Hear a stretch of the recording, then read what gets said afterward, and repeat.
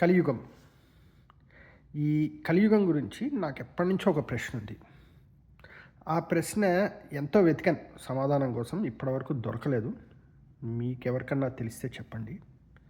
అయితే మన పెద్దలు చెప్తారు, ఏదన్నా అనుభవిస్తే అది నీ కర్మ, చేసుకున్న పూర్వకర్మ అంటారు.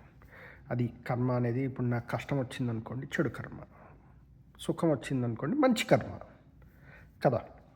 అయితే మరి రాజులా పుట్టాలంటే ఏదో చాలా గొప్ప మంచి కర్మలు చేయాలి, చేస్తేనే రాచరికం వస్తుంది.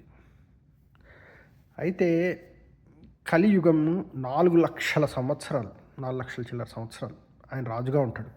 కలిపురుషుడే రాజు. మరి కలి ఏ పుణ్యం చేశాడని చెప్పి 4,50,000 సంవత్సరాలు, రఫ్లీ చెప్తున్నా, సంవత్సరాలు బ్రహ్మదేవుడు రాచరికం ఇచ్చాడు. సో దీనికి సమాధానం నేను ఎక్కడ ఎతికినా దొరకలేదు. కలి ఏ పుణ్యం చేశాడని, ఏ తపస్సు చేశాడని 4,00,000 సంవత్సరాలు ఇచ్చాడు రాజ్యం చేసుకోమని చెప్పి. అయితే ఇది ఎవరన్నా తెలిస్తే, సమాధానం తెలిస్తే కామెంట్స్లో కానీ, ఇంకా లేదంటే మీరు వీడియో చేసి లింక్ కానీ ఏదన్నా పెట్టండి.